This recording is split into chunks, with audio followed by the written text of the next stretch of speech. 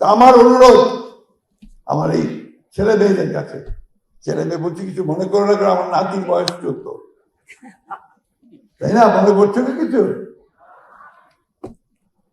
তো আমি এই জন্য বলছি যে আমাদেরকে সবসময় মনে রাখতে হবে, আমি যে মানুষটাকে খুব শ্রদ্ধা করি, দুজন কবিদের মধ্যে একজন রবীন্দ্রনাথ ঠাকুর, একজন নজরুল ইসলাম। রবীন্দ্রনাথ ঠাকুরের কবিতা প্রায় বলি, আমার সাংবাদিক ভাইরা জানেন, যদিও সন্ধ্যা আসিছে মন্দ মন্ত্রে, সব সঙ্গীত গেছে ইঙ্গিতে থামিয়া, তবু বিহঙ্গ ওরে বিহঙ্গ মোর এখনই অন্ধ, বন্ধ করো না পাখা, উঠতে থাকো তুমি তীরে পৌঁছে। ঠিক একইভাবে আমি বলতে চাই, কে আছে জোয়ান হওয়া গোয়ান, হাকিছে ভবিষ্যৎ। ভবিষ্যৎ তোমাকে ডাকছে।